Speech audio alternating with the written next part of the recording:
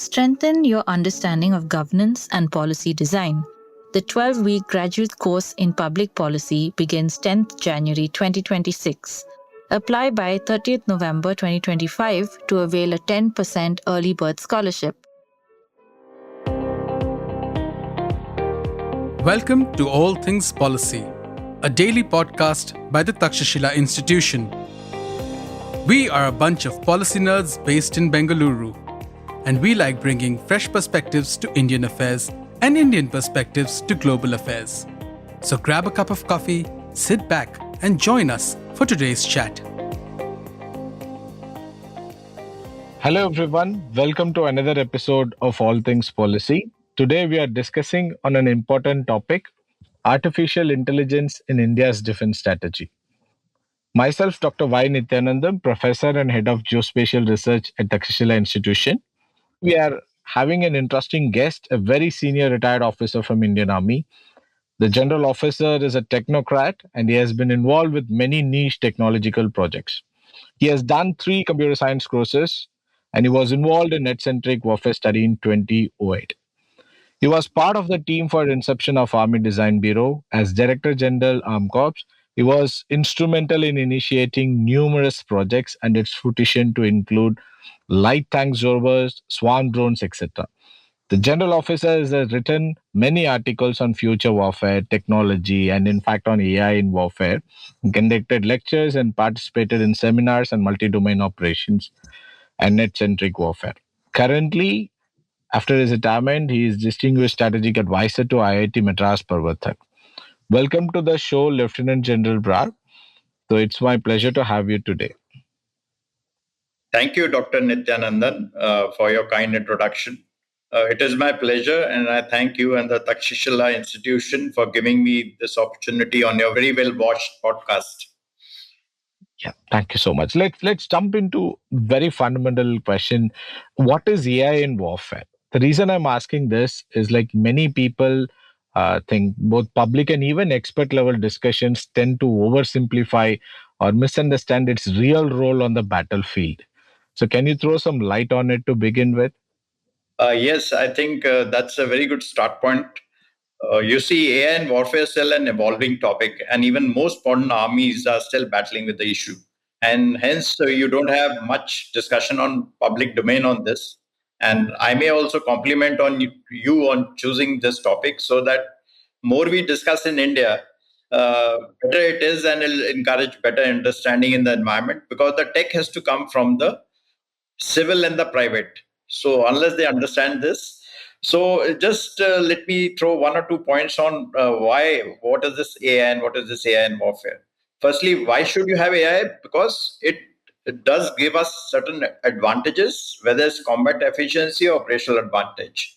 But when you say AI in warfare, then people imagine that it's robots and video games. Well, that's exactly not the case, at least now, maybe sometime much later. But AI in warfare is basically tackling the problem statements of warfare, which is basically information sharing, ISR, precision targeting, supporting decision making, enabling autonomous systems, and combat efficiency. And I may add that for AI to manifest, you need the backbone infrastructure, connectivity, protocols, data centers, training data sets, and all that is there. So I think people should understand that, in my view, which I think AI is not a replacement to your earlier things, because basic warfighting, leadership, professionalism, morale training, everything is very important. AI is not a replacement; it's a add-on or a enabler. So building on that understanding from your experience, where do you already see AI making a tangible difference to India's operation planning and combat readiness, particularly along our contested land and maritime borders? And how is India positioning itself to stay ahead of this curve, General? I think it has 2 parts Right. to it. So, how we are doing it. So, as I mentioned in my introduction, that the basic problem statements which we face, you see, some tools or some things which are done in the West may not directly apply to us. So let me start with how we need AI Firstly, it is the real time border situational awareness, whether it's LOC or your maritime borders, where, automated target detection through, various feeds cannot be handled unless you have artificial intelligence to sort it out, compare it with the data library, and give you a common operational picture. Then along LOC, you need AI-based intrusion systems, which may be seismic, electro-optical, and any movement pattern, anomaly detection. So all this again is handled by AI. Similarly, the Indian Ocean. So these are the things at the borders. At the decision support, you have various things, including logistics for our AI enhanced fire control and precision targeting. You have seen some of it in Sindoor. And of course, semi autonomous, you need AI. So that is what we need. And how are we staying ahead? You know, uh, Many things are being done simultaneously. You see, we have a storehouse of startups. So these startups are directly interacting with the operational commanders. There are many procurement actions which are underway. So, I can continue. It's a long list. So, just to give you initial feed.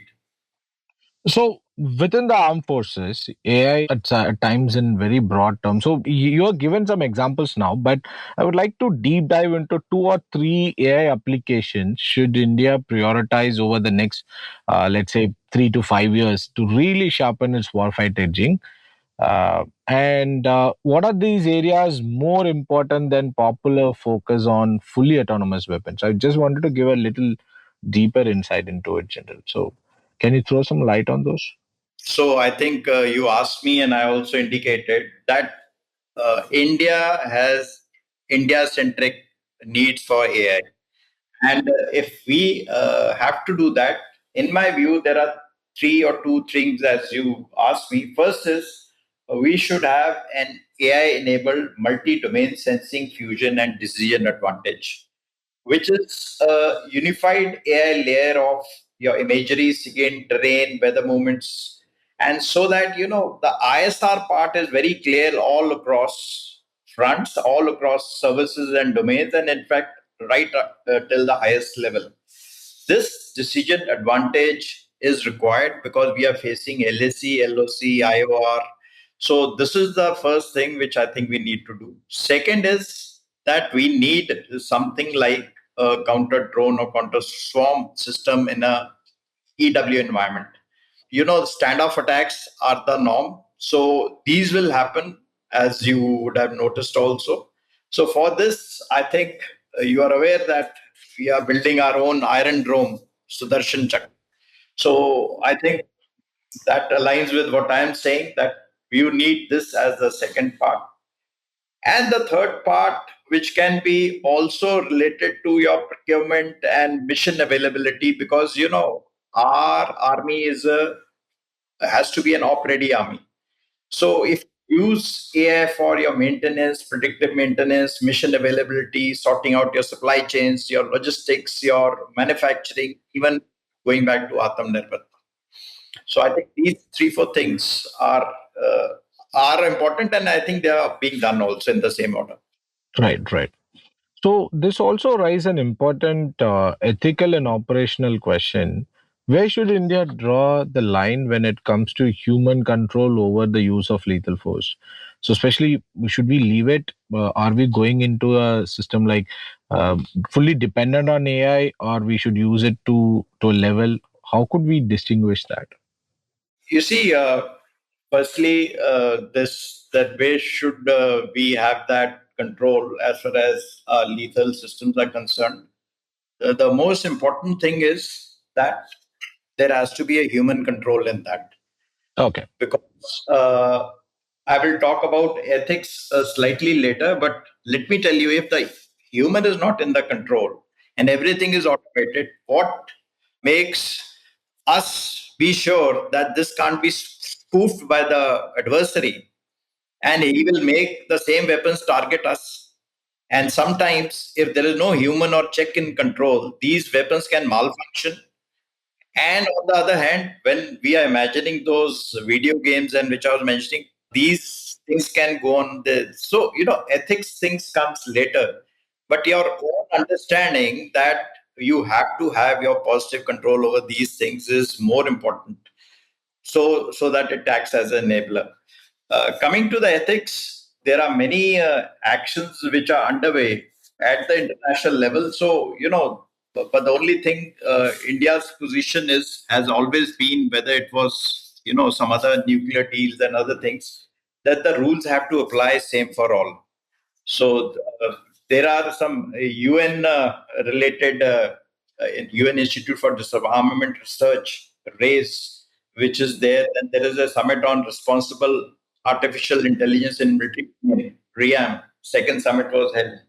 So all these things are there, but the rules can't be different for different people. So that is the main. So in my view, man in the loop, of course, is an ethical question. You can't allow, the human being. International law also permits, but it's more of a technical point. If you don't have control, obviously the adversary will make sure your automated systems fail. Right. So thank you so much for bringing out the danger of relying too much on, algorithms itself. You have nicely put out an ethical aspect associated to it. But since you have already explained about the Atma Nirbharta, what we are trying towards autonomy, I also wanted to check with you, how can India protect its autonomy in AI? Because the global supply chain, at a time when global supply chains are becoming more contested and export controls are tightening, how can India protect its autonomy in AI, especially from chips and data to models and systems? Everything, there is a reliance on other countries at this moment. How can we go about this? You see, sometimes these export control and whatever is happening is a good thing to happen. Right. You see, ISRO, like they were denied the tech, so they were forced to do Atma Nirbharta, and they have come up well. So now all these denials are actually giving a sign to the whole ecosystem that we have to do it ourselves. Of course, we have been on this path of Atma Nirbharta for some 10 years or so, but now the urgency is there. And the most important thing in the AI development or the thing, the whole stack has to be yours. You see, it doesn't start with just the AI model as people are saying. It starts with the chips, the data centers, the cloud, everything. In fact, I think yesterday we have developed a chip, the through 64 or something they have named it. So all these things are forcing, and in IIT Madras I can mention to you that there's an effort that this whole stack which I was mentioning is getting prepared in some way or the other. You have the Bharat Gen, you have the other Shakti processor, you have the database Shakti. So that effort is on. So, for AI to genuinely strengthen India's military power, what changes are needed in various aspects? Let's say officers training, procurement process, organizational culture. I know that forces are very much active in adapting these things, but is there any visible efforts which are taken to adapt AI at multiple levels? Yes, you're right. I will just modify the word to changes to, I think you use the word adaptation. Right, right. You see, as far as our training and organizational culture is concerned, and with I think you will also agree very much, we are rock solid as a armed forces, and I will definitely say we are best or amongst the best. I've been on a number of UN mission and international exercises. One has seen that. So, what actually is required of the third part is the procurement action, which starts from the previous question which you asked, what all we need to do. Now, that push is required not only because of AI, it is because we have started late. We should have started maybe after independence, but nonetheless, so we need, apart from all the actions we are doing, we need some mission mode projects. you know, there are procurement systems, but granting a fund and some of the mission mode projects which were done, including they were very successful in Sindoor. So, you have to grant. And the most important thing for procurement action is, especially in AI or any tech for that matter, there has to be a user guidance. Right. Because the use case, the best of the tech guys also don't know. So if you take the West examples, their CEOs are joining army or they are cross pollination happening. And in fact, most of the ex-armed forces now are, as you mentioned for me, thank you, technocrats.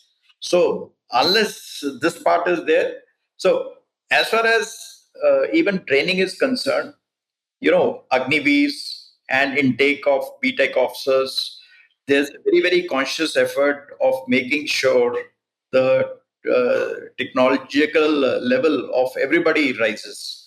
So it is happening in centers, it is happening in operational areas, it's happening in the exercises, it is happening, in fact, all across it. And the chief has himself said the next year is the year of net centricity and data centricity. Right. Great to hear, General. Look forward to this development. So now I'm going to two questions. I'll put out my first question. These two questions are a little close to my heart because of the area that we work on. One is about within these technologies, right? So there is a specific role geospatial technology plays. So it's starting from imagery to data that we collect. You can say over 75 percentage of data sets that we have and related to warfare, there's a huge geospatial component in it. At armed forces level, how are we prioritizing this? Because let's say what we have seen last week, UK has given a specific pillar for geospatial intelligence. So are we moving towards it? Or are we still consuming it as the supporting pillar to the existing domains? So what is your thought on this, General? You see, I think we are kind of aligned on this subject, and we have interacted earlier also. As far as you see, geospatial, we are looking at an overarching system, which is the space. Now, space overlooks, all domains. It looks all areas, land, sea, air. So, if we don't use the functionalities of space in that manner, then definitely we are not slightly on the right lines. As you said, it is not a supporting thing. It is the main action in which the geospatial intelligence can give you everything which you need as a foundation, which can then further get supported by your other ISR means, which are basically your drones or your aircraft or some other sensors and radars and all. And the most important thing is these radars and drones will function when you are near a conflict situation. But where the base information, the background information, if it is not there, then definitely you will have nothing to support it. So the background and everything has to be based on geospatial, which is not only information, it is also related to your communications, it's also related to your navigation, it's also, in fact, related to now guidance and other things which are happening. And it is the main cover for your net centric operations. You see, net centricity can't be done purely by land communications and protocols. You have to go through the space. Yeah. Thank you So, so much for bringing out very clearly to an audience, because this is a subject probably given less preference in many areas. I'm sure the people realize its potential soon, and I'm sure armed forces have already realized its potential. So the next question associated to this, General, we are having another set of challenge. The challenge is geo AI. I would say it is an advantage to a civilian domain at large, and it brings a lot of challenges when geospatial and AI comes together. There's a new emerging field called geo AI. So, how is this likely to shape the way the militaries function today, and especially how it is important or challenging for Indian armed forces? you see, the space is so huge, it cannot be managed, impossible by manual systems. But even with other technological things which we have, it is not possible. So the AI has to come in. I can give you some real examples. You see, if we are taking snapshots of an area close to our borders somewhere, now those are being taken over the years. If we firstly are doing it, and one pass downloads something to a tune of, I don't know, at least 10 or hundreds of TB of data. Now, how will you compare this by any other technology other than AI? So, any change detection, anomaly detection, which is happening on ground can only be done by AI. And therefore, monitoring all this and including, in the Indian Ocean region, where, the space has a little criticality of monitoring something which is very dynamic as a drone. I mean, or but definitely ships. So so securing your land borders, because the forces also, if they have to concentrate, they will take time. Monitoring one odd drone is not the task of space, but what is happening on the ground and sea, the space gives you a very good overview. And most importantly, if the space is controlling, you can't interfere or do cyber warfare from ground systems, provided you have also the security in space. But I'm saying you can easily jam a drone. If and the space satellites are moving all around, what will you jam and what will you not jam? So technically, it becomes a problem. So therefore, we have to have a mix of everything, but definitely space and AI. Space now can't function without AI, actually, frankly Right, speaking. right. No, that's reminds us. Even with Geo AI, we need to have a specific focus from now, and especially the since we do not have an institution which largely focus on these critical areas and military applications, so there is a necessity to look into it national level. Yes, there are many institutions looks at it in pieces where maybe we need to have a comprehensive process on this. General, my final question to you is many young scientists and startups in India are eager to contribute to national defense. So, based on your experience, which practical problems or capacity gaps should they focus on first so that their innovations makes a direct and meaningful impact on the armed forces? What are your suggestions? Okay, before, what all things which we need to do in AI and warfare and even geospatial, we have taught. But you see what startups, and I'm in an ecosystem where one has seen ADB and how the industry has come up. You see, all our tech will only come from startups. So if the tech has to come from startups, they need to be supported. And these startups are some young guys with bright ideas and capability. So as I said, these young scientists have the talent, but they need to be given more and more opportunities. It can't be a L1 thing that, okay, we have a problem statement, who's the best this thing. In fact, you should give one problem to 40 people and tell them, all of you solve it, we'll take 5 or 10. You see, funding has to be there. And I mentioned that there has to be a military use case guidance to these guys. And these guys are coming to me because otherwise, but for solutions, they have, you know, uh, whether it is small counter drone or counter swarm solutions, AI driven pattern anomaly detection. A lot of startups are into space, constellation of satellites. They have some, very real good ideas about quantum resistance encryption models, AI based interference detection. So, logistics, maritime domain awareness is again, we have to just give them all a big chance, because tech will come only from these guys.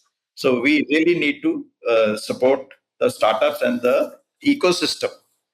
Firstly, we have to have a very good ecosystem which is getting created and is there also. But I think more the push, because we already have a gap. We started very late, and the thing about AI and technology is it is not one time effort. Because it is moving every day. So if you slow down even one day, the lag increases. So you have to, in fact, triple your pace or 10x your pace of doing things. So nothing which we do will be less. Thank you so much, General, because this is a valuable input to young scientists and startup entrepreneurs. Guys, reach out to General Brar in case you have an idea and you wanted to take his valuable advice on how to proceed further. So, thank you so much, General, again for having valuable time and sharing your thoughts here. And we look forward to have more discussion with you. It was a pleasure to be on your show, and I think this is the first time one is speaking on AI. So I'm glad that my first podcast was also on AI. This is something which I'm sure is going to. There's something called an AI bubble, which people are also talking. But this AI bubble will be in the commercial domain. In the defense domain, it will be the opposite. Yeah. So wish you all the best, and I'm sure your podcast will reach to the right people. Thank you so much. Thank you, General. If you liked our show, dive into Takshashila's research on technology, strategy, and economic affairs. Check us out at our Twitter handle @TakshashilaINST or our website takshashila.org.in.